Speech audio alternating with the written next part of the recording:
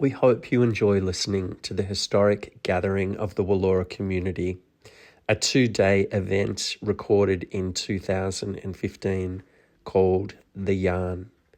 Listeners are to be advised that these recordings contain voices and images of family members, community and friends who have died. Tonight, play a duet.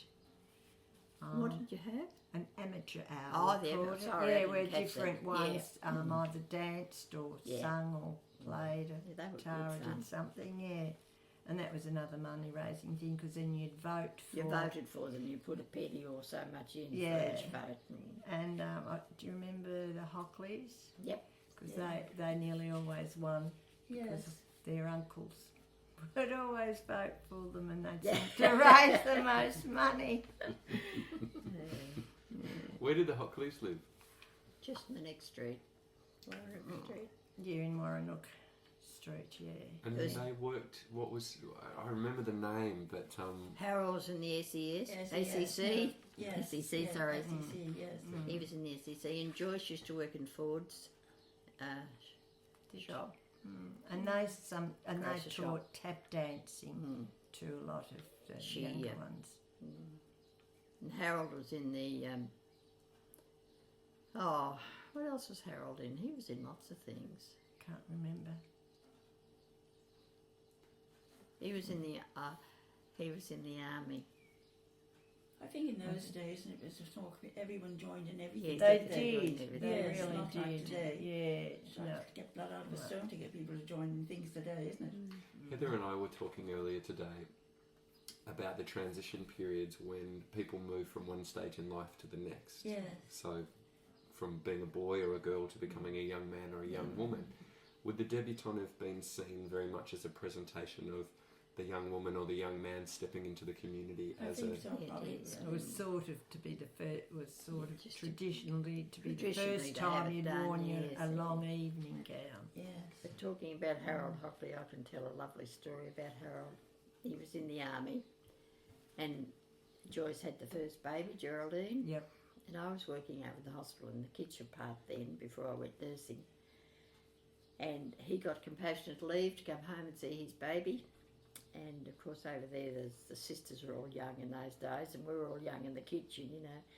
Well, he arrived at the front door in this uniform, the glittering black boots and the gold, you know, the splashing belt.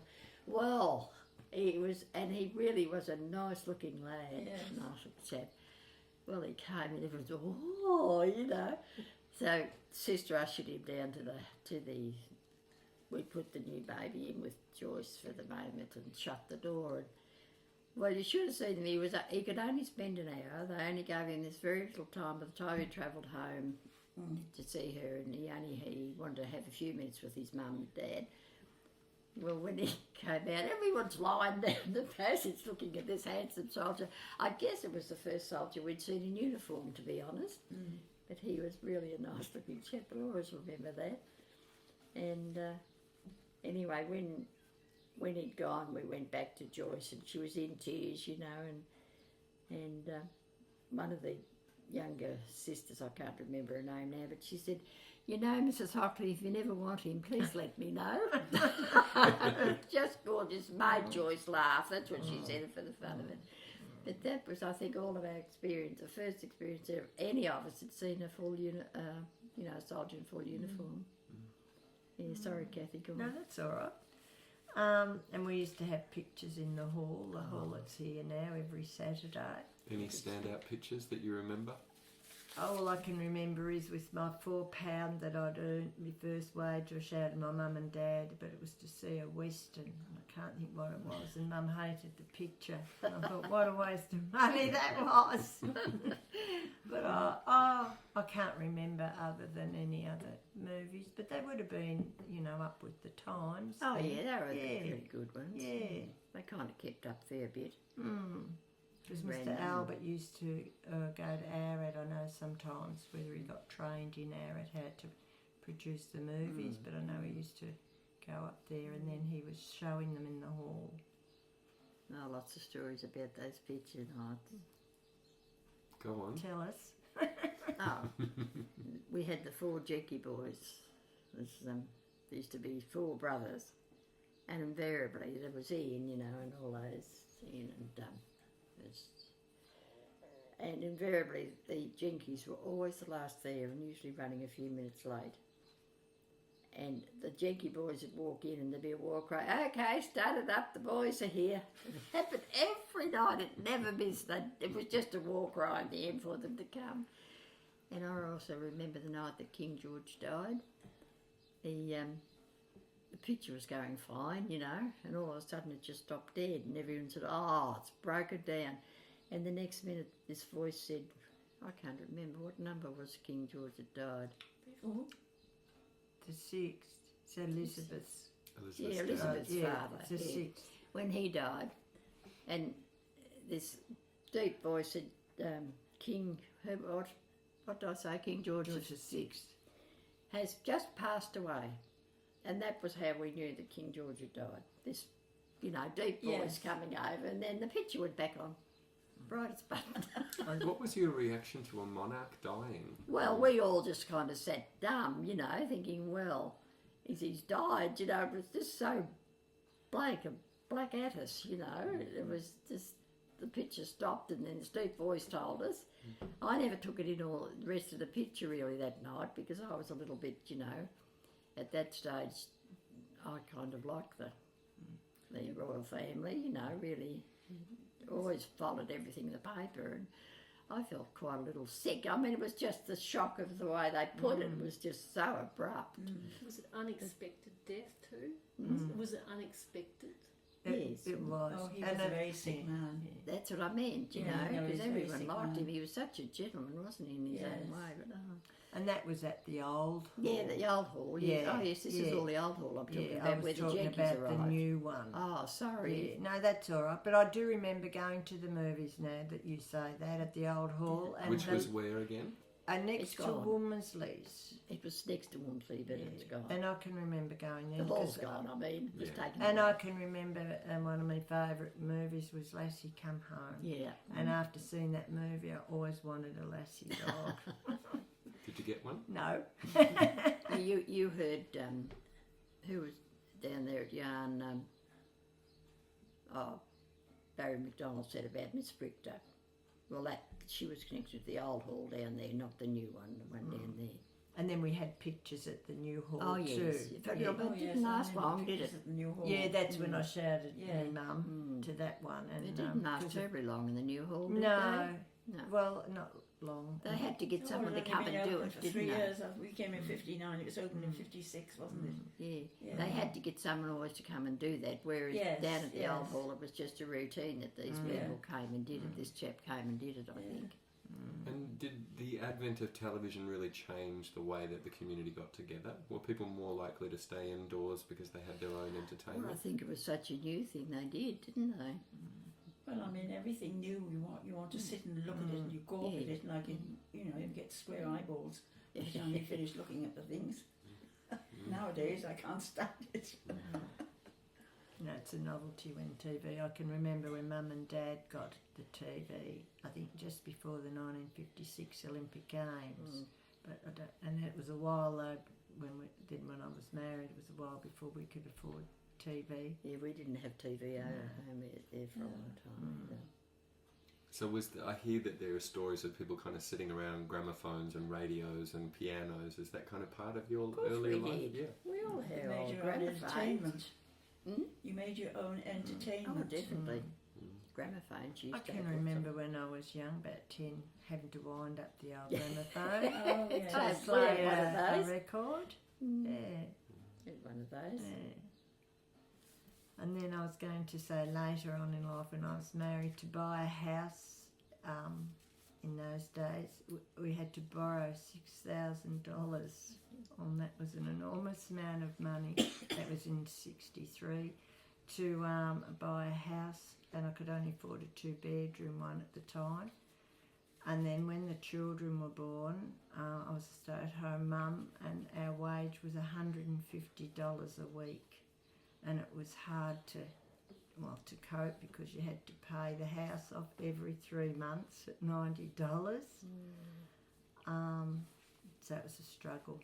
And then when the children went to kinder and state school, and we had brownies, netball and what have you, to raise money for these events, we used to cater for weddings, and we had rag and bottle drives. You remember those, Elaine? Don't talk to me. You go around to places gathering bottles and rags, and then we'd meet at Finalson's And to we'd clean them up and we'd sort them out. And, cut off the buttons, cut out the zippers, and bag up the rags and go to the sell the garages buttons. Sell the buttons. Used to As well. have a great sale of buttons.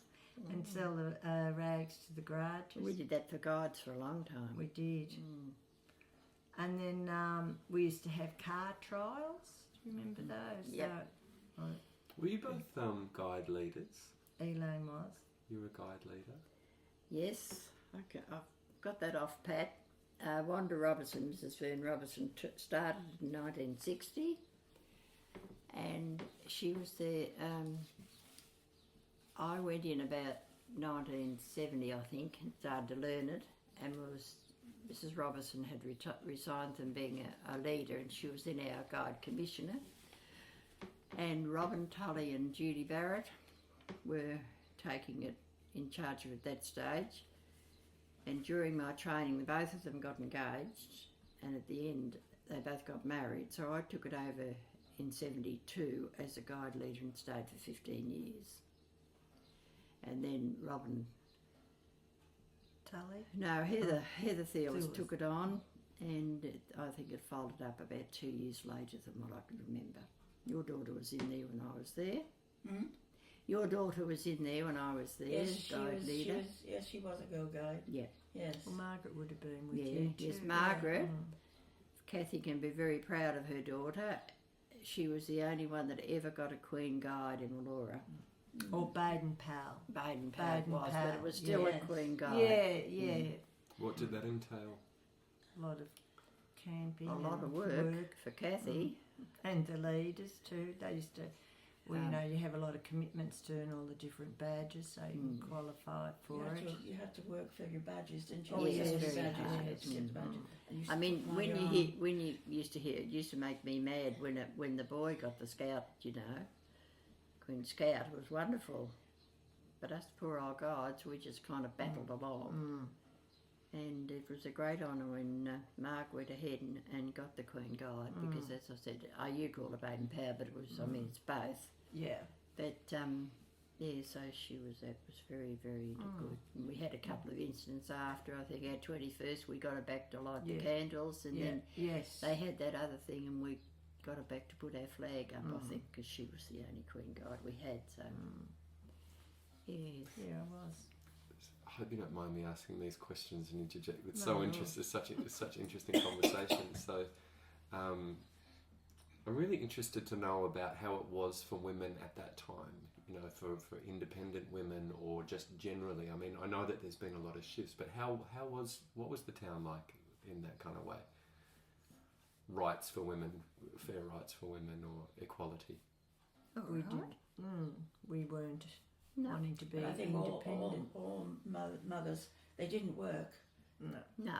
You know, It was we relied on the hubbies. That was their sort of I mean, thing. you looked after the children and that. And they worked and brought the money in. But you all worked. The three of you were workers as well. Oh, up until I was married, and then, I couldn't work because I had 4 children. Yeah. So I stayed home and... Well, you weren't expected to work, were you? No. You were expected to stay at home.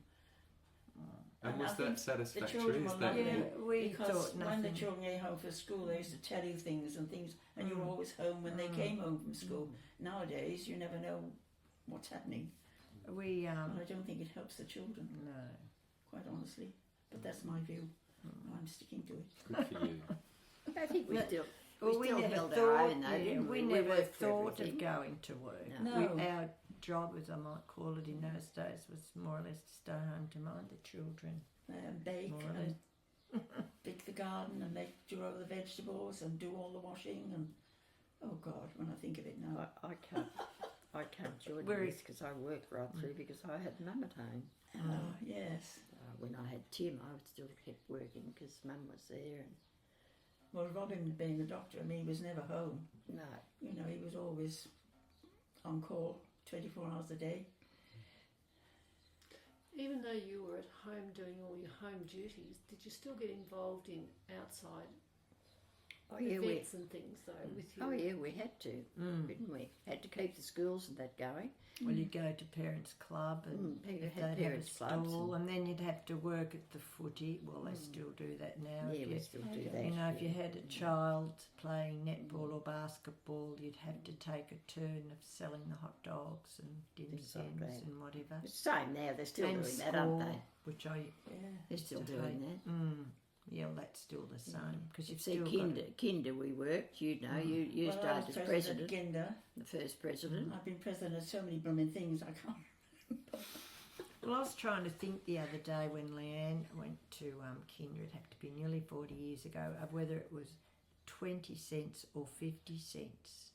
I just can't quite remember, but it was that a minimal amount of money, and we used to put it in a little envelope and they'd post it in a little post box at the Kinder because I know I was treasurer at that time. And we used to do all the work at Kinder. We used to do the gardening and everything. When it started, All the you and cleaning I and were everything. nothing but straight out slaves, Sheila. Yes, yeah, that's right. We were. We worked very hard for the Kinder. We got it up And and then I was going. Mother's Club. I worked for that, and then I was president of the auxiliary hospital auxiliary, and then I was president of the Red Cross. God help us. Yeah, you were. So the Mothers Club, what was its prime function? Oh dear. Well, we used to organise things and raise funds for the, for the children and that. And we used to have a meeting once a month, I think, and it used to make me mad. See some of the mothers just walking down to play tennis, and they didn't come to Mother's Club. It's the Isn't same, it old? isn't it? Still the same, I think. Did you used to produce, wasn't there Mothers Club recipe books and things like that? No, I don't think we did anything like that. Who no. did the recipe books around here? Of the kindergarten, The did kindergarten a few did one. years. They The did it. They didn't do it. It was after my time, I The think. hospital did Yes. one. The Kinder did one. Yeah. But that was just a few years ago, wasn't it? Yeah, they've done a couple, I think, the Kinders and the Bar. But the hospital did that big one, didn't Possibly they? did the big one. Yes. Yes. What I about remember that one? What about the CWA? Oh God, the CWA. I think I'm going to CWA. When we first arrived, we hadn't any furniture at all. Oh, I'm sorry, I'm telling tales now, aren't No, I? go, it'd be great. And somebody lent us 2 beds. When we arrived, we had to literally eat off the kitchen sink. We had nowhere to sit, nothing. And so I was invited to CWA, and Mrs. Tully had lent us the bed. So I saw Mrs. Tully and I thanked her so much. She said, "I didn't lend you the beds." So I saw another Mrs. Tully and she said, "I wouldn't have lended you any beds." And I eventually found Mrs. Tully in fact. There's a few Mrs. Tullys in those days. There was. Should say when you came out, how you came out. Oh, that was an interesting time too. But, Met- so, Met what's her name? We've been on the sea for 2 months, and Paul was 2.5, and David was 4 months old. And we were greeted. Dr. Keiki came to fetch us, and we were greeted at the hotel by Mr. Lavery. Do you remember Mr. Lavery? And he was coming out of the hotel, and he said, "Oh well," he said, "the kitchen's there. Help yourself." So that was all right. And then the next morning, knock on the door, and breakfast is being served. "Do you want tea or coffee?" I said, "We'd like tea, please." "Do you want black or white?" And I said in a very superior voice, "I asked for tea, not coffee." I'd never heard of that expression.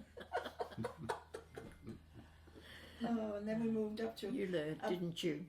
You learned. Oh, yes, and then we moved up to the house. I had one day in the pub, and I said, "We're going up to the house, I don't care." And then I was scrubbing, there was nothing to do, and I was scrubbing the floor one day and knocking the door, opened the door, and there was Ruth Millier. I didn't know it was Ruth Millier. And she said, "Oh, I'm Ruth Millier, how are you getting on?" I said, "Well, do come in," but I said, "I'm nowhere to sit." "Oh, haven't you?" she said. So next that afternoon, she came with Jim. "Jim, they need this. Yes, just Jim. Yes, just Jim." And she bought me carpets and easy chairs and everything. She was so good. She really was. Because our furniture was coming, but it was held up in the Indian Ocean. Well, the ship was held up in the Indian Ocean. And we didn't get it for 3 months. So it was quite an exciting time. And so, as someone coming from the other side of the world to this country, I mean, how was that? Well, my mother was absolutely shocked, of course, and And I said, oh, Mother, I said, don't be silly, it's very Americanised. And the first thing I had to tell her was we had to walk at the bottom of the garden to get the toilet. I wish you'd seen Dr. Handscome's vehicle when he arrived. Oh, help me. Which was? What? What he had in it. He'd come prepared for Outback Australia, hadn't Oh, he? yes, I know. Well, it laughed because we had the Land Cruiser. No, He had the Land then. Cruiser. You come out with the Toyota Land Cruiser. And everyone sort of, was amused by that. But you'd be surprised what he used to do with that cruiser. He hauled people out. But And all. what he had in the back, he had yes, a big yes. knife, a shotgun, a whip, and I don't know. I said to him, who did you expect to meet in the main street of Vellora? He said, well, there's nothing like being prepared, sis. Exactly. Just in case. That was Just his in phrase. case. Just in case. No idea what was in the back of the Yeah. But I mean, he did manage. He pulled a lot of people out of difficulties when he had the Land Rover. No, I know that. So I'm who still... did Dr.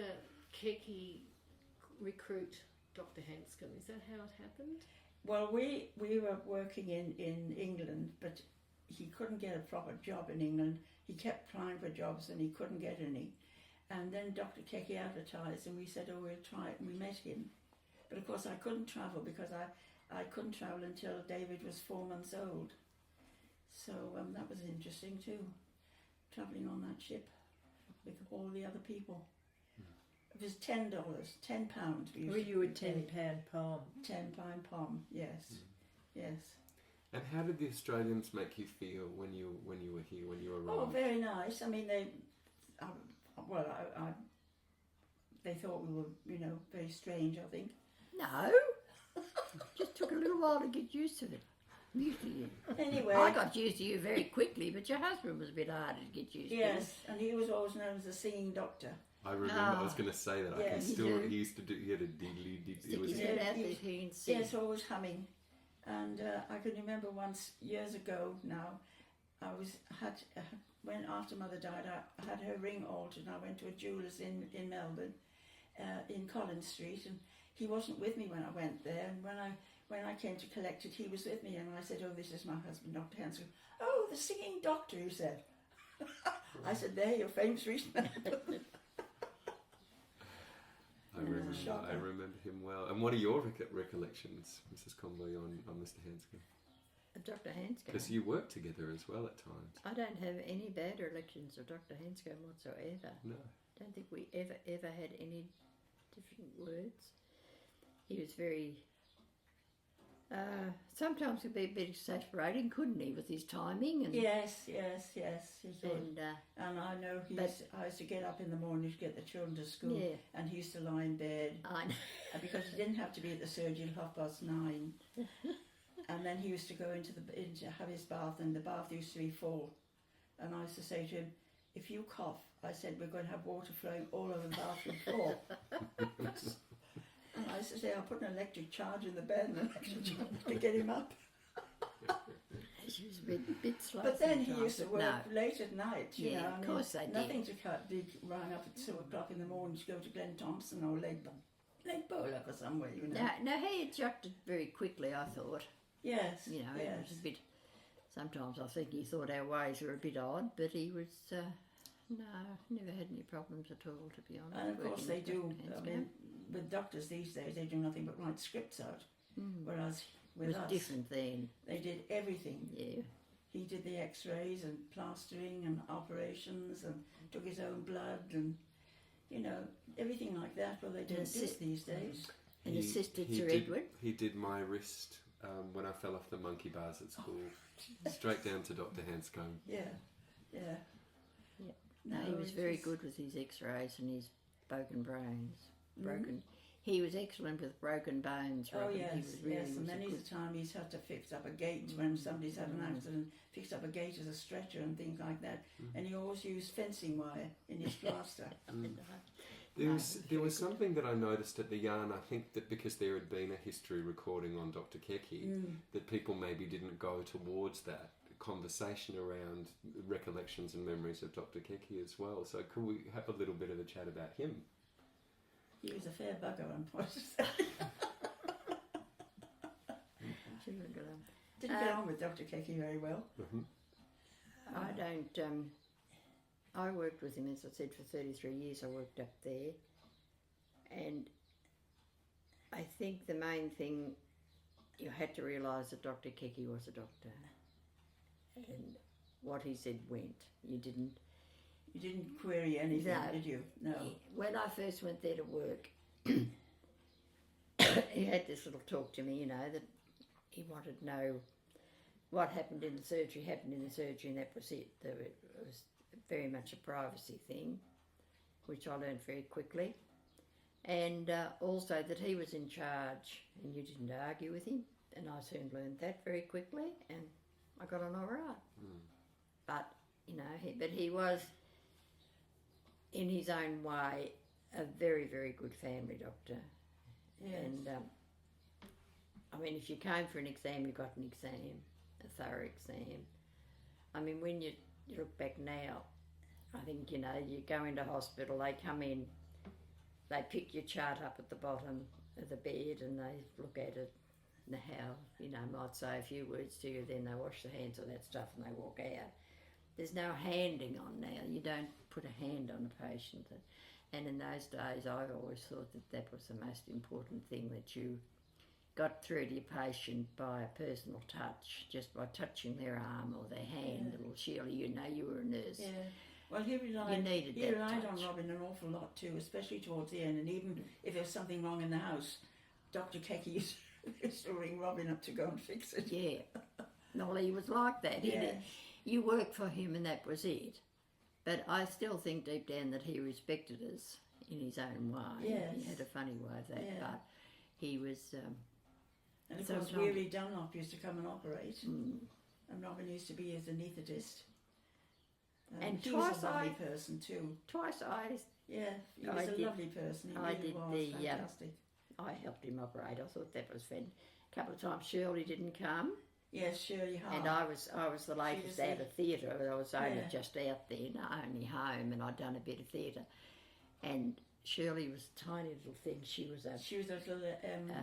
what was she? She was Right? Chinese, Chinese, I think. Shirley Not Hart, a her name was, pure. anyway. Shirley has not pure. She was a I lovely don't think she was person. pure, but she was so tidy, and of course Edward was sky high, so she had this little, a very She used very. to boss him around too. Oh, she was gorgeous. She could boss Sir Weary. Now come on, Sir Weary, we're running late. Now come on, Sir Weary, you have talked enough. And this went on the whole time, and Sir Weary just took it. And but she had this box, very nice box that she stood on. So this first day, Dr. Keki came out and he said, "You can come and scrub." I said, "No way." He said, "Come on, get up there, wash your hands, and you can scrub. It's only a gallbladder." I said, "Oh, yeah, well, that's easy enough. I know those instruments."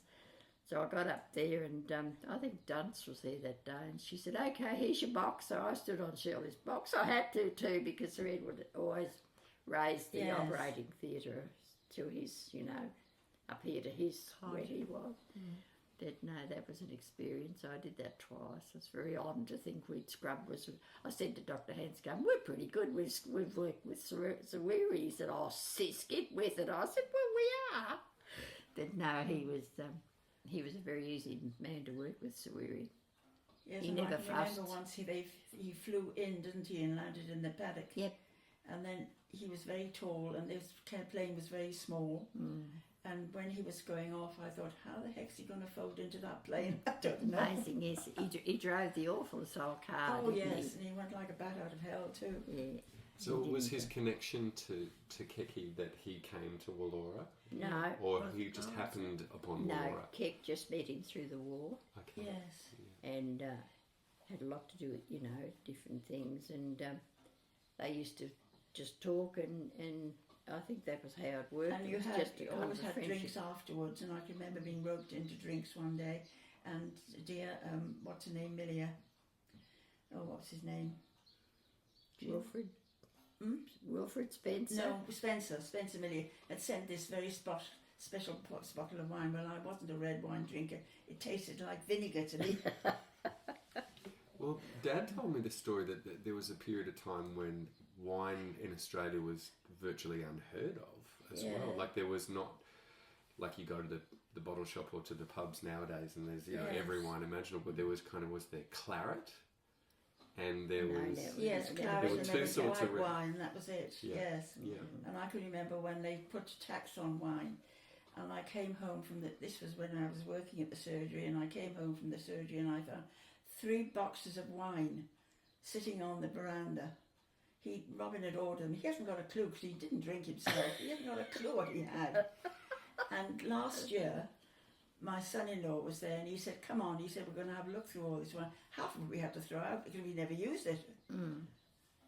He was always had things just in case, you know. Everything was just in case. Yeah. And he loved going wooding. He loved going wooding because we could get away from the phone and everything and people. Yeah. Wooding. Wooding, Gathering wood. Gathering cutting wood, wood. cutting wood up with the Is that an chainsaw. English expression? Hmm? Is that an English expression? I don't know. Do we No, say I think don't know. so. Wooding? Wooding, no. I think he just got the wooding because we all did it. Everybody got their own wood here. And Yes, yes. I think he just got into But he that couldn't bear fashion. to get didn't the wood shed empty at all. he? No. It had to be full absolutely to the top. He'd have a fit if he saw mine now. I went to Mr. Grimmer's funeral in Ararat on Keith Grimmer's funeral a couple of days ago, and he was talking that part of the role of legacy was to bring wood to the widows. Yes. Do you remember any of, Oh, any of yes. that? Yeah. Yes. We They all don't get got that wood. now. Always got wood. Yeah, we don't get that now. I've got 2 sister-in-laws in Ararat, and they both their wood sheds were never empty in the winter. But of course now it's different. They can't get the wood anymore. But Lorna and Nancy always, you know, the legacy brought them wood, and no, that's part of legacy more so than Well, I don't the get other any self. wood from Legacy. You had a husband to get it, dear. No, I don't get it. I'm a legacy widow. Now, God knows why. but they Because don't. Robin was in the army don't do it in Australia. It's Not pretty that he was in the expensive uniform. now, nearly You went $100. to Eritrea. They don't do it anymore, No, they do. no. But this is earlier. We're talking The about. Legacy are very good to you. They're very good to, you know. You know, they you take us get for it other trips and way. everything. But We have earlier Christmas they dinner. did get wood, but And then see, they there's give not us the wood around. Christmas presents, which really we don't really need. No. But it's very kind of them to do that. But, But no, Robin, it's- when they first said, you know, that I should become a legacy widow, and I said, but Robin wasn't in the Australian army. that doesn't And he matter. said, it doesn't matter. No, you're still a legacy. That's what we work for. That's what we sell these badges for, dear. Yeah. Legacy badges. And No, it was very happy memories, really. Did you want to go on, Mrs. Oh, Hagar, I was with going to your... say, when you say about Dr. Kiki, I can remember when I was about 7 or 8, my sister and I had our tonsils removed by Dr. Kiki.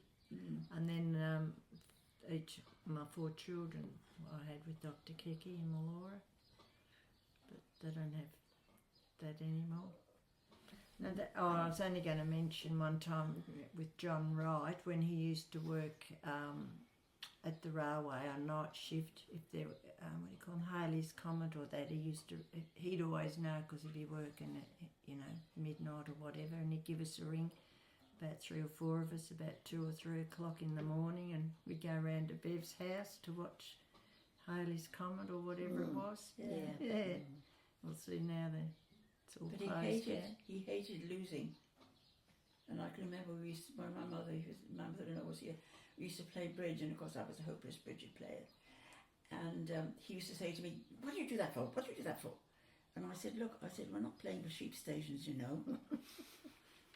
some do, they used to play for Oh, he used to stations, hate didn't they? losing anything, didn't he? No.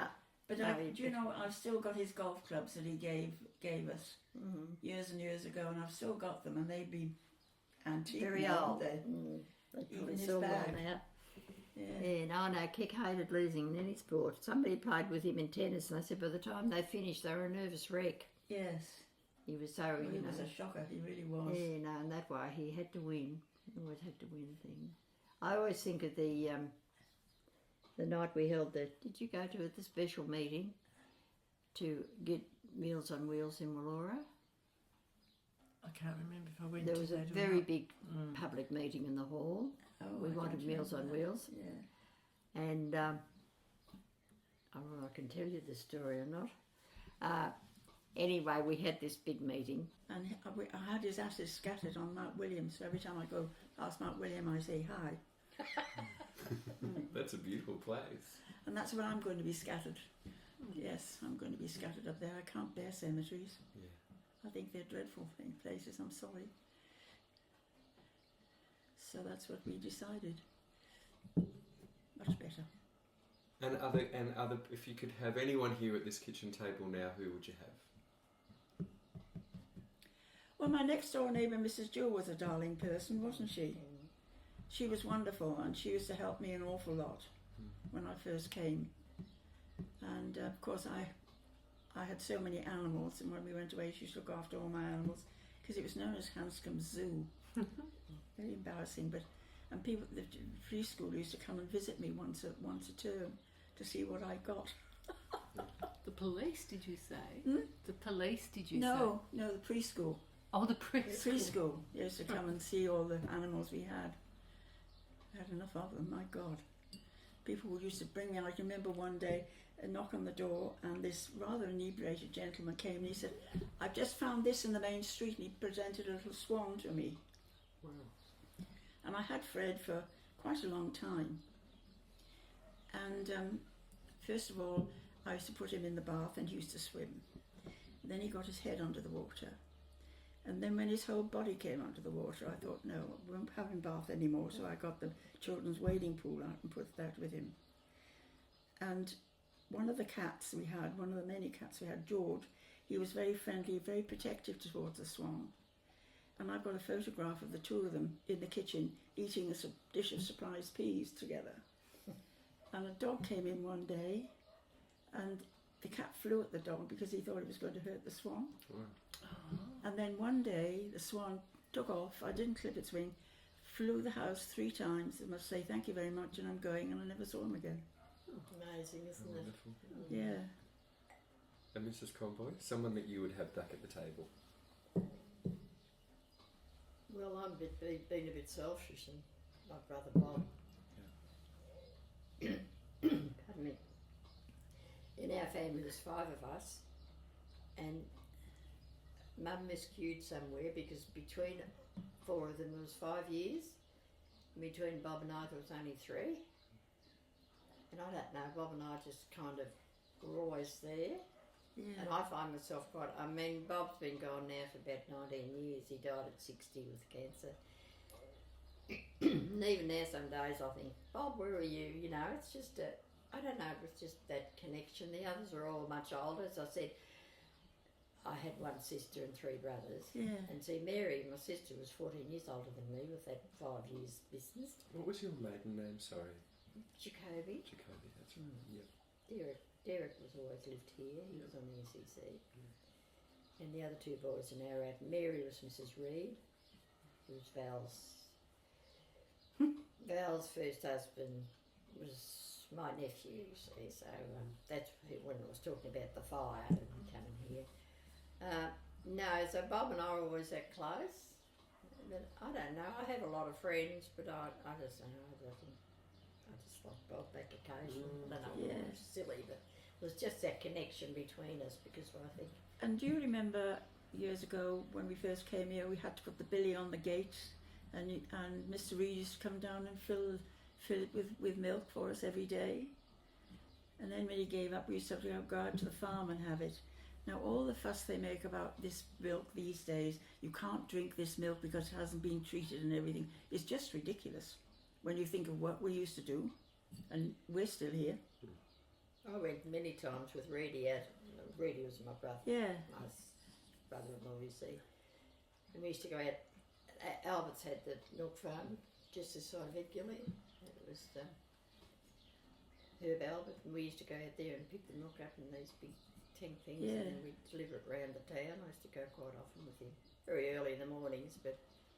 And then he lived in Airy Street, and they had a garage being kind of converted into a bit of a dairy, you know, the cold things were there that he could keep the milk in. He did it for many years. Oh yes, I always remember the billy at the gate. Yeah, put your billy out. Or your Yes, bottle, put the whatever billy it out was, yeah. every night. Used to come Fresh and milk fill it. every morning. Mm. And something on the street. If you could travel back to a time on the street, or an experience, or a shop, or someone who worked in those shops, who would you go and which shop would you walk into today if you could? Mr Ford's.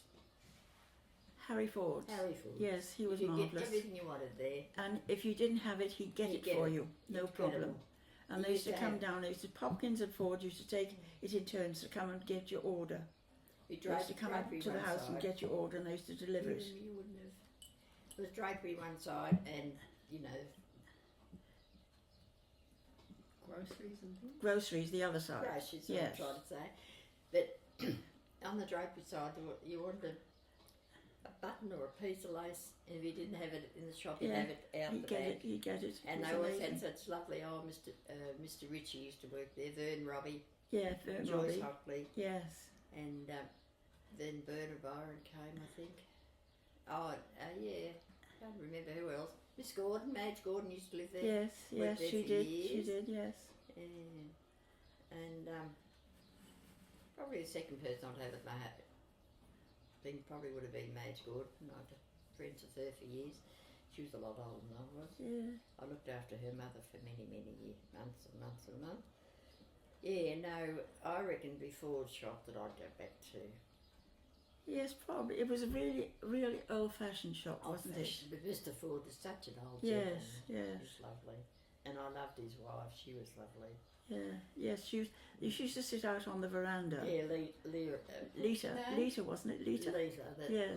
Lita. She used to sit out on the veranda and read and that. And used to go past and see her there You know, sitting Sheila, there. when Mr. Ford died, I think it was, and then, you know, Mrs. Ford died later, the two kids come up, Gavin and, oh, I forget the girl's name, and I'd been down there a lot, you know, as I got older and doing things for them, and they brought me a basket of orchids, and I'll never forget it.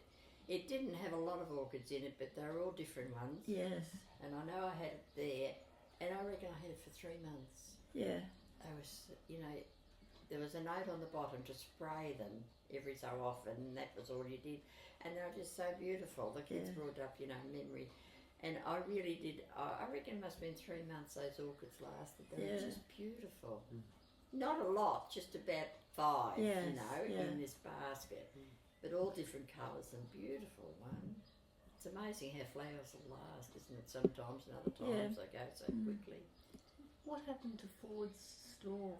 It was just taken away, dear. It was removed. I reckon. I can't remember it going, but I think it fell in parts, didn't it? What when is they were that? trying to when they shifted Ford's shop. Oh, they have. I don't know what So- they did with the. There was a well underneath, wasn't there? Yeah. Yes. It used to No, flood. no, they took it away on a big truck. I can remember Oh. it going, but I think it kind of collapsed as I was shifting it. I Could would have not done. surprise. And do you remember the old truck they used to use to deliver the groceries in? The Yeah. old bomb. It was a Old real old bomb. bomb, wasn't it? I often wonder what happened to that. It'd be worth a. Yeah, we had Worth groceries quite a lot of on, money now. You know, the Hopkins would come round, Ford would come round, Yeah. you'd give your order and they'd deliver them. Lovely. And then, so I mean, Wallora had how many churches? Well, there was a Methodist. No, first of all, there was the Lutheran Church, the Methodist Church, the Presbyterian Church, the Catholic Church, and the Church of England. 5 of them. So it was obviously then a big gathering place of worship. So Yes, can you speak a yes. little bit about the varying differences between? Was there a difference between the churches, and was that an obvious difference within the community? I don't I think don't so. know. No, Not the here. Catholics and the Church of England were a bit, you know. Knock it off. What's the matter with us? Oh, Yeah. No, I've heard that same we're story. joking. Yeah. We Yeah. know each other too well.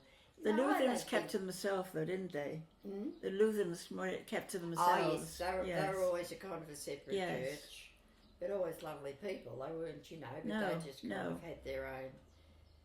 But I never, you know, I don't think we ever had any hassle. How would it have been dating someone from a different religion when you were younger? Sorry. How would it have been if you were to date a man of a different religion?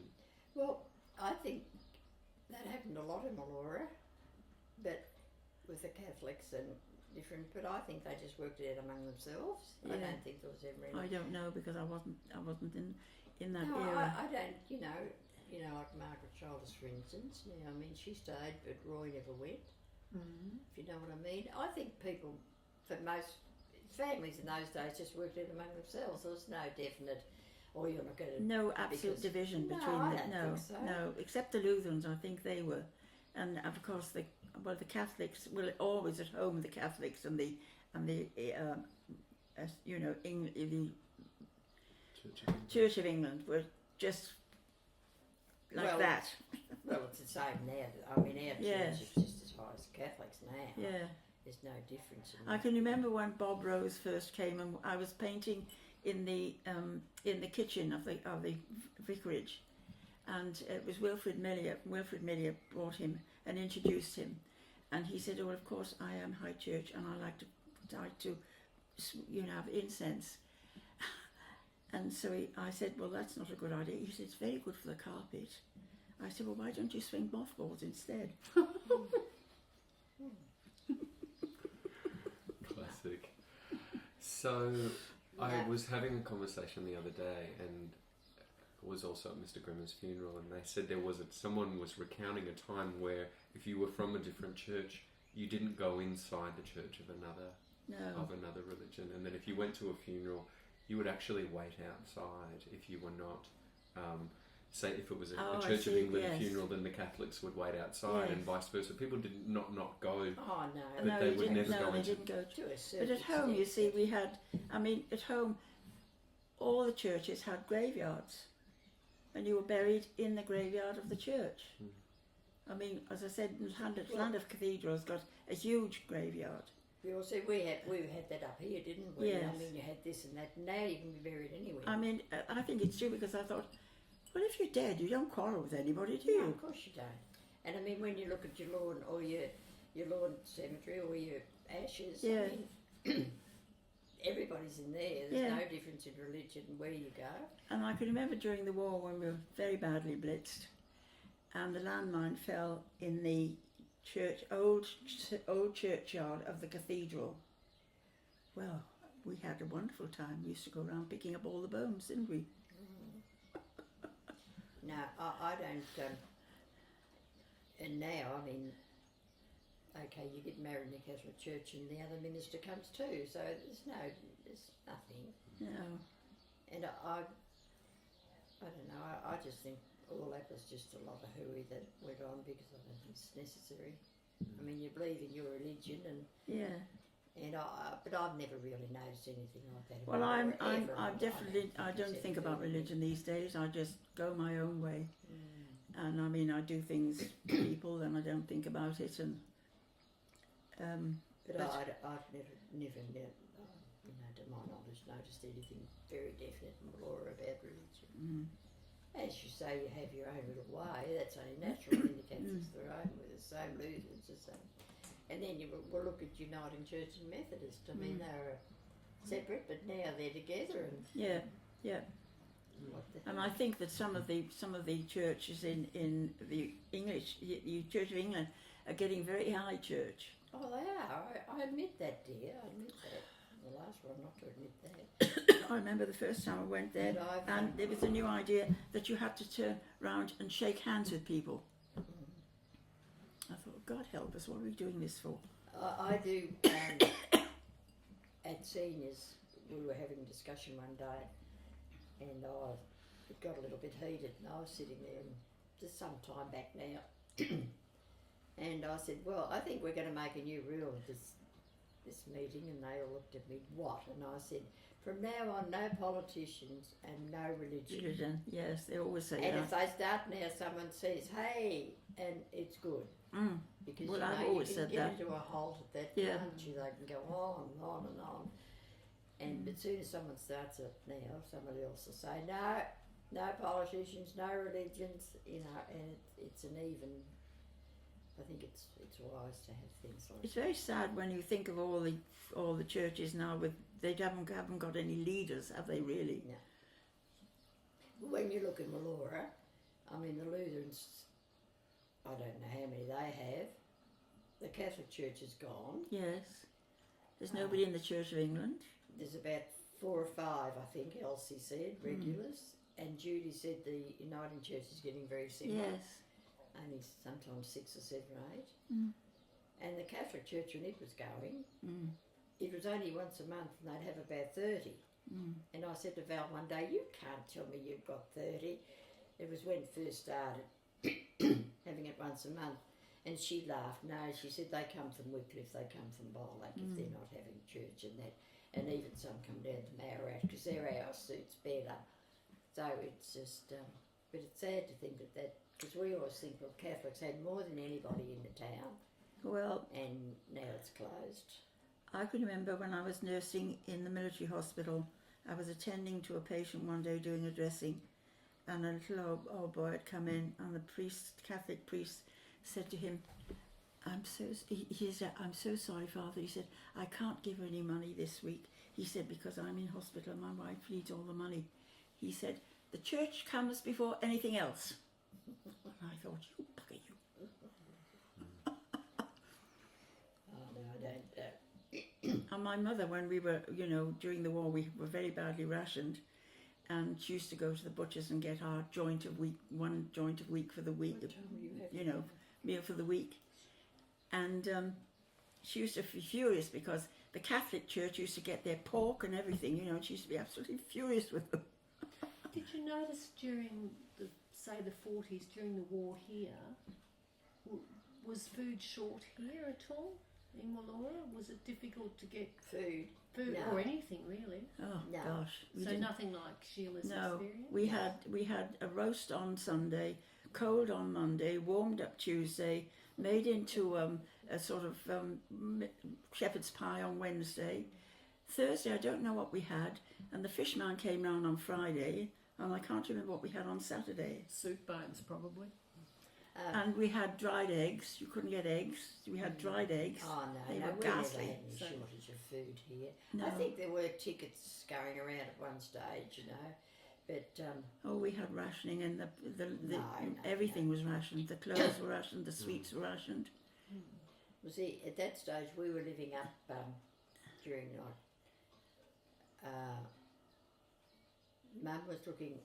We had a house up the top of the street here, and we had the back part of it, and Mr. Albert had the front part, and Mum and Dad didn't pay rent, but we looked after him, and I suppose in a way we were lucky because he was some relation to the Alberts out, past Jim but I can't think of his Christian name now. He's an older man, and I was only about 5, 6, but the Alberts has brought in meat and Yes, eggs no, we and- hadn't. and That's what we milk, and had. we never really Yes, had any and we had hassles. quarter pound of butter a week, and Oh, they used to bring in butter to cream. the sugar we had. I think it was 2 ounces of sugar a week. And my Oh, father, no. we didn't have any sugar. We didn't use sugar. My father was the one who had the sugar. He liked sugar in his tea. No, we never had anything like that, did we? No. As a knowledge. When you talked about the market gardener before up at the corner Yeah. here, when did he finish up? I don't know. Oh, I can't remember now. It wasn't long after we came here, I don't think. About 1960 or something. Place him. It's Yes, terrible. it was on the corner of, I know. it. You I where know it where is? it's supposed to Yeah, be. I can remember him. Where the planes used to land Yes, in that V circle. Yeah. There, in that. What planes were they? Oh, just 2 or 3 had planes around the town. There was Yeah. a Gellert. John Gellert had one. Did Weary Dunlop, did he fly up? No, yes, but he he used to park live. He used to behind- live at the hospital. At the hospital, in one of the Milliers paddocks. Yes, and if he had to come at night, the men used to get there with lanterns. 2 or 3 times Kit got him up at night for a serious Yeah. operation, and they'd have the lanterns there, and he'd land in. He had a pilot that just brought him up and down. Otherwise, he can't. No, there were the days. I think when during the war, I think my mother and father had, when you think of what they went through, absolute hell, really, because we were completely bombed out. We had no roof, we had no windows, no window frames, no ceilings. We had a huge, we had a landmine that came in the theological property, and we got the blast from it and got it. And I remember we used to pass pencil between the lounge and the dining room walls, things like that, you know. And when I think of what they had to cope with, it's amazing. No, I don't think we never. And they weren't cancelled. We never had much to do with the war here. All we did, I think, was spot planes. We used to sit down in the old, this terrible old, where the kinder is now, this old shed. And we used to go on roster and spot planes. We used to laugh because they were way up high and we'd have to report a plane going over and we wouldn't have a clue what it was. So no, we had big balloons, you know. And there was my sister's balloon and my balloon. We used to say, "There's my balloon, there's my balloon," you know. And I can remember there were 5 incendiary bombs landed in our back garden, and my father was trying to dig up the soil to put them out, you know. Such radically different stories of the war, isn't yes, it? and we had bombing for 3 months. We had bombing night and day, and I used to go to school. And if the siren went, I used to be able to run home from school because I didn't live too far away. Otherwise, you went into the shelter. No, And we had no bedrooms at all. I slept in my father's workshop. My parents slept in the laundry, in the basement, and that's how we lived for quite a long time. But you accept it. And as school children, after school, we used to go around and pick up all sorts of things, you know, like the shrapnel and things like that. And as I said, the bones from the cemetery. And used to think nothing of it. So, with the advent of soldier settlement in the Second World War around this district, did you notice a difference in the social life, or what sort of did that make any difference, having the soldier settlement around? No, they were all great, you know. Well, I was, you know, come to the surgery when they were still living in their tin huts and that on the properties, and they were all lovely people. They could helped each other, and they just blended in. Well, I mean, we had such a lot, you know. There was our Jewel Way and all Wycliffe Way, and Millier's, of course, out that way, and the big one at Glen Thompson past there. All those people used to be at Glen, and well, I think they all come into Aurora. The men, you know, I mean, they were comrades, weren't they, really? And they sort of, you know, came together. Do you know what I mean? And did their wives get involved in the community? Oh, yes. Well, not at first, no, because, I mean, a lot of them never had cars either. They only had the ute for the property, and they lived in tents. But then when they started to have children, yes. We had most of them come here for their babies. Oh, there were so many down at Glen. I can, you know, see Tammy Day now that works at the hospital, you know. They were, no, there were so many, and they were just, I don't know. No, they just blended in. They certainly did. They were wonderful cooks, if you remember. Yes, no, there was lots of lovely people in there. But they did it hard at first, you know. Oh, yes, yes. Because I used to go out, you know, occasionally, and like, if they were sick, they'd come and because we never had a car at home, and but as I say, Dr. Kickett's say, oh, Elaine will come. Well, people used to come and get me and bring me home, you know, if they wanted me, because I couldn't get there otherwise. But 2 or 3 times a day, but you know, they had their kind of tin huts looking great inside, you know. You'd walk in, you think, well, it's only a tin hut, but it's a home, you know, and they didn't have a lot. Just their beds and a few chairs and a table, but no. They certainly did it hard, some of them, but some made a great success, some didn't. And I think it was the same as the farms, you know, some of them really wanted to make it, some of the men were a bit lazy and didn't work. And they left them, but most of them were, you know, there was Hurleys and Waddells, and you can think of them all now, and, you know. I think we all are welcome out. I want to ask one question, and it's just a kind of wrap-up question. When, I suppose as a younger person, I'm always interested to kind of hear how when someone lives a full life, how they can look back on what they've learnt and what they've kind of grown and what they've come to understand. And I was just wondering, I asked this question at the Yarn and I didn't get a big response from it. So I was just wondering if you look back at your life and if you could travel back in time and meet yourself as a younger woman, you know, what would you say? What would you say to that younger woman that you are now? Does that make sense, the question? Would you give yourself I think any patience, advice? patience, and respect. Really, I think that's what I mean. That's what I was drummed into me when I was a teenager. You respect your name, you know, your parents and your elderly people, and patience, because I'm not a patient person. And has that developed in you? What? Have you become more patient as you've become older? Possibly, yes. And the only thing I keep calling myself a stupid woman. Oh, you stupid woman! You, what do you do that for? What did you come up here and look for? Oh. So Like a Elaine, if you could meet your younger self, and your younger self said to you, tell me what I should do or think or give me some advice, would you have any advice for your younger self? No, I don't. I had a very wonderful mother, and I mean, my mother had to work very hard. Dad was sick. Dad died when I was 18, and so that left. She still had Derek, who was 13, and even before that, Dad had been in bed, I suppose, 10 years.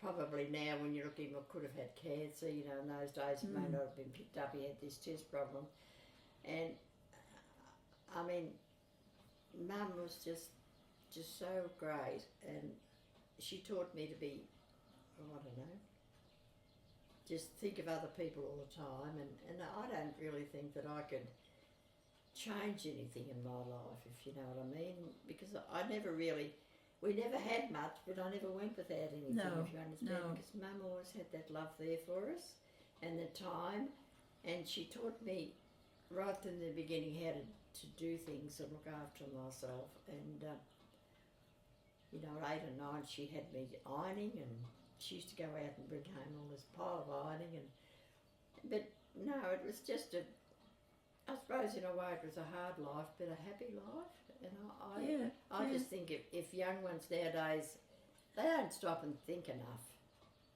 you know, they just think, perhaps it's because it's so easy for them to have everything.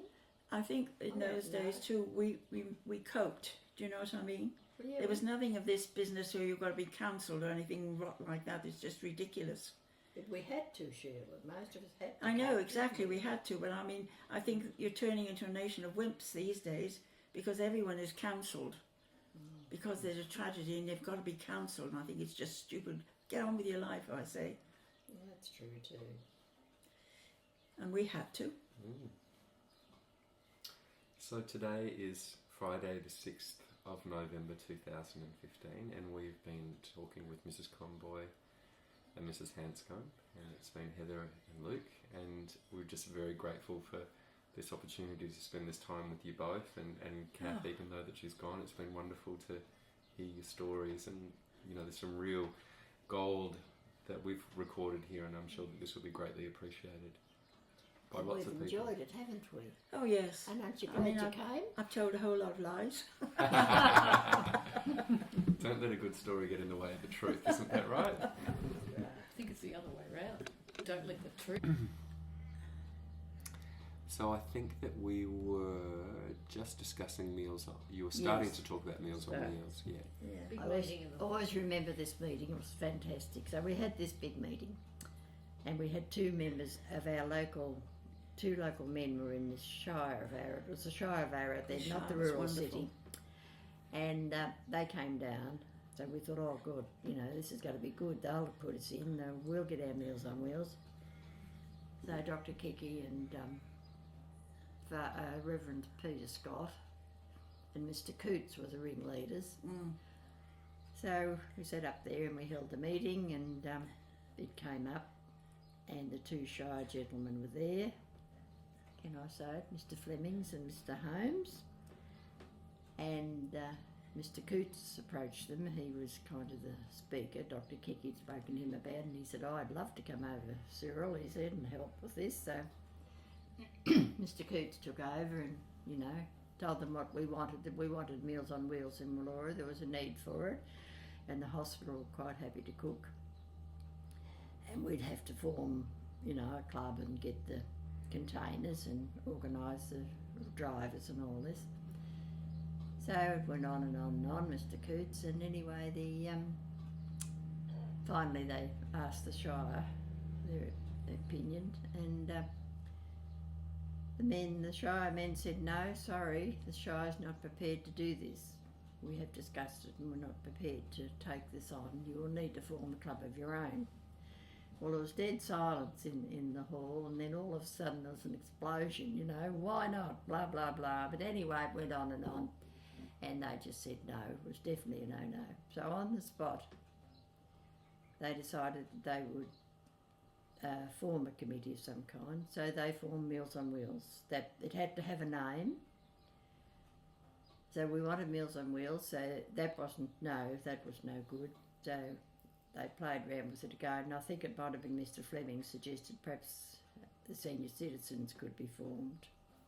So that was the night the senior citizens was formed, and the senior citizens then became the, whatever you call it, of Meals on Wheels. So we did, and the senior cits had a bit of money because there was about 22 in the membership then. I mean, I wasn't in it those days, it was before me. And I was just at the meeting. So anyway, they formed the committee. Mr. Coots took president, Reverend Scott took secretary, and Dr. Kiki took treasurer. And I might add that Elaine was treasurer, not Dr. Kiki. The money kept coming in, and I had a special tin for the... Dr. Kiki said, here, you can do this. I thought, right. But anyway, it got formed, and the senior did it for many years. We brought the containers, and we took them over to the hospital, and we had a coordinator that arranged for someone to pick the money. They paid us direct each week. You picked up the money after the week, and there was a coordinator to organise the roster, you know, with the books. So it worked beautifully well. We never had any money troubles with it. We never had any hassles with it, except Miss Lang. She refused to pay us because the meal wasn't very was good. that? So, Who refused to pay? Miss Lang. Oh yes, well of course, dear. Mm. Yes. So anyway, we finally I'll worked. tell you a lovely tale about that. Somebody went and sugar talked to her. So she still wouldn't pay us because we were cheating. We weren't doing right, but she would pay the bank. So she paid her money to the bank, and once a month the bank paid. So we worked that one around. And then we'd been doing it for some years, I can't remember how long, because, and all of a sudden the rural city then, they were in charge, Yes. and they decided they'd do it. Yeah. So by this time I was secretary of the senior cits, and just out of the blue they took over doing it, and to this day we still don't know why. I wrote them a letter and asked would they please explain why they had taken it from us, because we were, you know, we had no problems and we were happy doing it. So no answer to my letter. So at the next meeting I said I hadn't had a receive, so would you write another letter? I said right. So I wrote to them again and still no answer. So I rang them up. They said, oh, there's a letter on the way. I said, well look, it's taken over 2 months now. But we never ever got an explanation why all of a sudden the rural city took over those bills. That figures. It figures, absolutely. What's your Miss Lang story? Oh, So, was it Ruby who died? She said there were two sisters. Ruby living together. died. Ruby died. but it Yes. wasn't Ruby, it was Lexi. Lexi Yes, wouldn't that's right, pay yes. us. Mm. And Oh, and that John story. Dunn came down to remove the body, and Robin said, well, call in and I'll come and help you see. Well, if you'd seen the house, they had to move carpets before they could get into the room. There were cats flying in all directions. They eventually got her out with great difficulty. But poor John, he was so shocked and everything. We had to bring him home and give him some whiskey before he could drive to her. Shocking, absolutely shocking. Cats were flying everywhere. It was dreadful. They were on the wardrobes. And, That was Ruby, wasn't it? Yes. And what? Oh, well, I wasn't there you for heard the that. story of Lexi, didn't you? Lexi. She was the one that went to the to the flats, and she disappeared that day. You went, took her a meal. Oh, Was it you and Robin that did the meal that day, and she wasn't there? I can't remember that one. I thought it was you. Or, she was. But she'd never looked better. They had her Yes, when she was in yes. the flats. I'd cleaned her up Yes, and dressed yes. her up, got her new clothes, and she was great. But this day, Yeah. I thought it was you and Robin that did Meals on Wheels, and she We wasn't used to there. do Meals on Wheels a long time ago. Yeah, well, she wasn't there anyway. No. And you whoever took Meals on Wheels took her back to the hospital, because if they weren't there, you had to do that. And so they decided then perhaps She they went better home, go. didn't she? Yeah, Yeah, she just went home. went home and died. Yeah, So that was the same day. Yeah. She wasn't leaving her home. So that's really, I mean, that was one of the important functions of Meals on Wheels, was helping people stay home, wasn't Well, it? that's yes. it. Well, It and was. also, you know, you checked up on people. But it's as you still went in. going. It's still going. Yes. Well, actually now we've only got one family.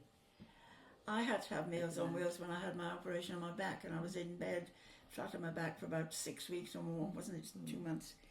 Anyway, I had Meals on Wheels. I think I lost weight. They're nice, but they're Because not they like come that. down from our hospital now, and I can remember They're not. our tomato soup. They take, it was just like hot water. See, when we started there, Oh, we had it's our own terrible. cook at the hospital. It was wonderful. Shocking Meals food. were just wonderful then. Yes. So there was something about it being made by locals, the Yeah. wholesomeness Oh, yes, of and people I mean, taking care of each other. Gwen Fulshall, she was in the hospital then, wasn't Yeah, she? she used to cook. Yeah, She used to cook. She was a wonderful cook. But no, and Miss Let, you know that then that house was condemned. Yes. Where was And- Miss Lang's house? Where was it? Airy Street. Airy Street. What's Yes. there now? Where was it? That's not where It's what's an her name empty, lives. empty block, isn't it?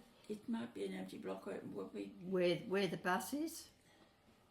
could be. I'm not sure. Well, it had to be. There's no. I mean, Yeah. It's somewhere around there. Yes. it was down where the bus is. I Yes. think. Yeah. Or was it? No, yes, that's No, right. It was down past the last Peter Darley's house. Yeah. It was one of. Yeah, Yes, it was yeah. there. One of. Yes, that's right. Yes. Yeah, and I always remember the Valances owned it. Yes, they're a queer lot, because they're the ones that own my house and wouldn't put the SEC on those Valances. And I remember that it had to be burnt.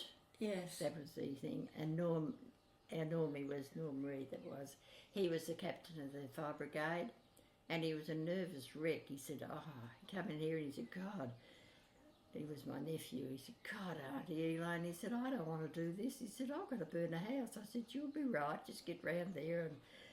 And he said, you might give me 2 aspirins. I said, well, all right, you can have 2 aspirins. You don't need it. I said, you're being silly. And he put his arm around me and he said, I'll be all right. I said, of course you will. So off it went. And of course, Mr. Valance had to be there. It was Bob Valance. Yes. Yes. He had to be there, and he was an hour late. He had to be there before they could light the house. Now, Normie came back after it was all over, and he sat there at the table, and he said, I'll have a cup of coffee. I said, all right. And I said, Val was away, unfortunately, for the weekend. And he came in, he said, you know, he was an hour late. I said, what did you feel like doing? He said, shooting him when he got there. He said, I was, and he was bad enough before he left. But that was, yes, that house was burnt Yes. She down. was a It real totally character, wasn't condemned. she, Alexi? And Mr. That's- Valance didn't I want don't think she washed at all. She used to go into the butcher shop. Ooh, No, it was terrible, wasn't it? used to be. But there was papers. Somebody said if only they could have got in there, Mr. Valance wouldn't let anybody in, Yeah. of course, at the end. But they reckon you probably would have found a terrific amount of law history if somebody could have got in Because there. Ruby was a teacher, wasn't she? apparently, according to Yes, Dr. Kecky, she was a teacher. I that she think. was one of the cleverest ladies in Yes. Victoria. She was a teacher. I Really, remember yes. that. Yeah. And Miss Lexi, Elaine, she used to dress make for all the baskets and all those pieces, and she was a tremendous seamstress.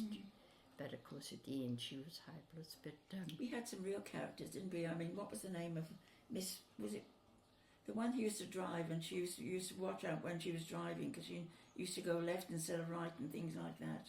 who, dear? Oh gosh! And she used to go to the hospital. I remember she went to the surgery one day, and she said she was constipated. So I think it was Robin gave her some medicine or something. And then she came back to the surgery, said she'd had diarrhea. She'd been taking this tablets religiously. Who is? Oh gosh, she lived in Warnock Street. Miss. I can't remember her name now. I'm hopeless to remember her Not name. Dickerson. Dickerson. Oh, Yes, Miss God. Dickerson. You've Yes, write a dear book Miss on Dickerson. her. She was a character. I used to in spend art. hours round with her. She'd have these giddy turns, and Dr. Kecky go round and sit with her. So away I'd go and sit with her.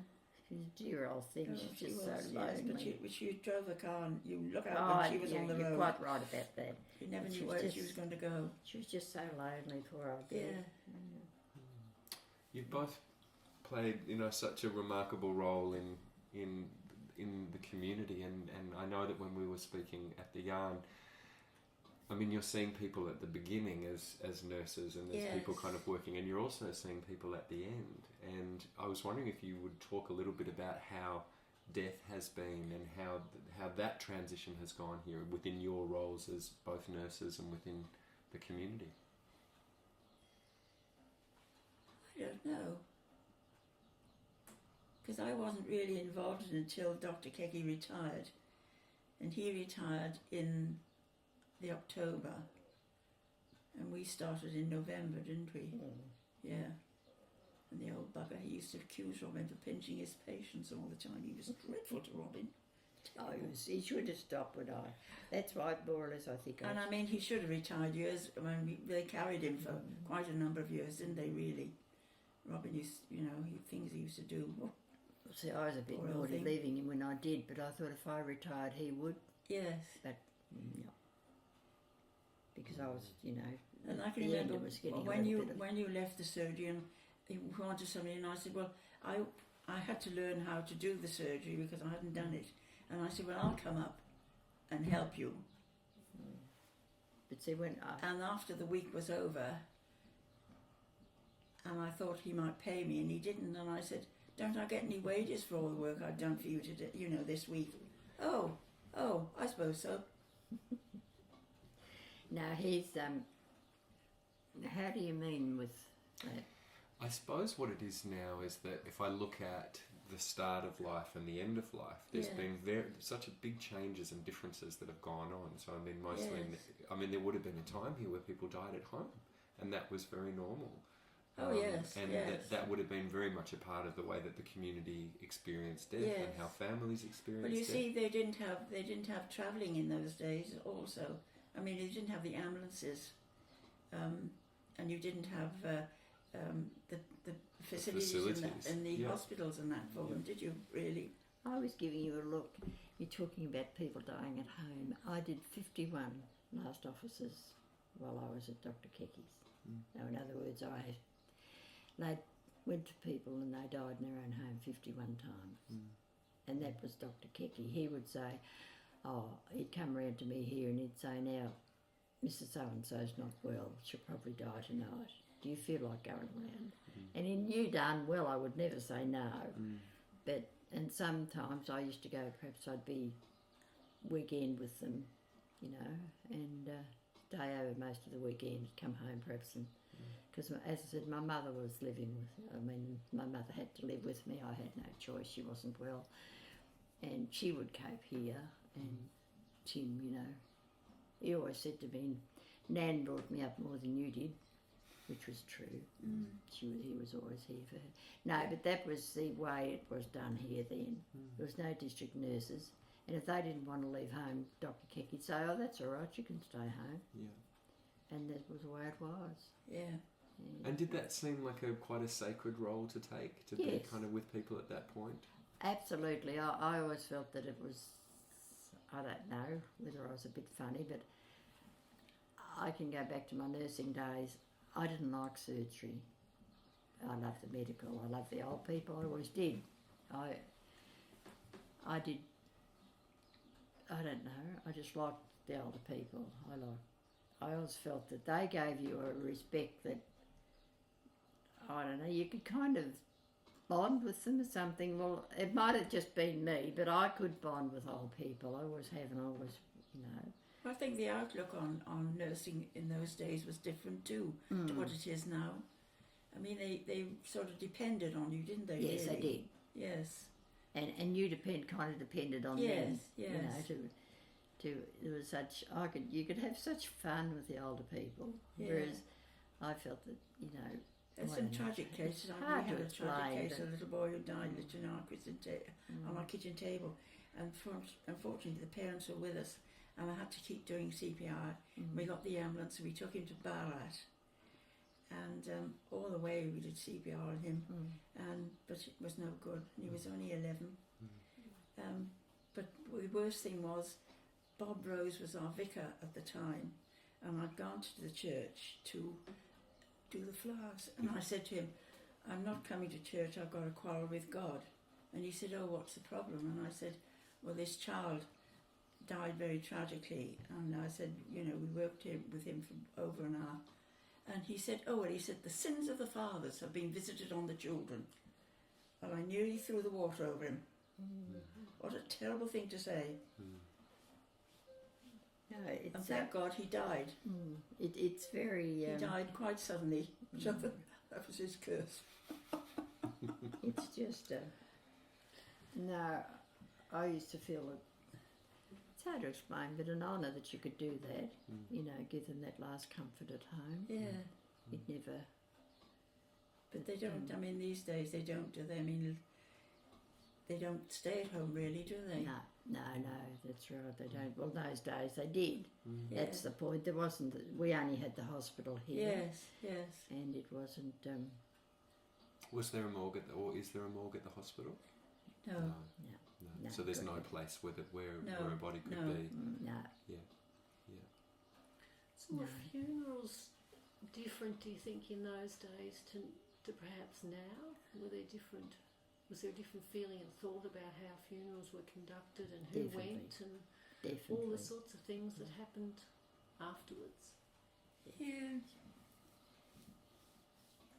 I don't know.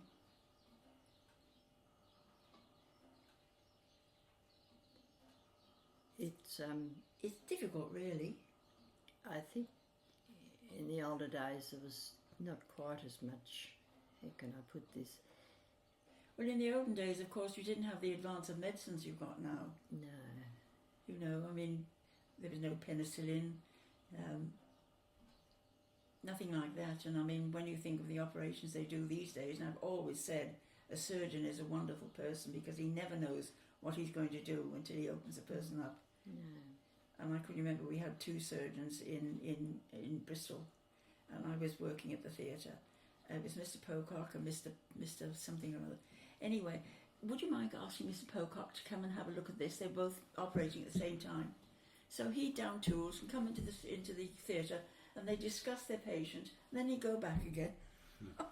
Will you have someone like a coffee or anything? Would you like a coffee? No bother.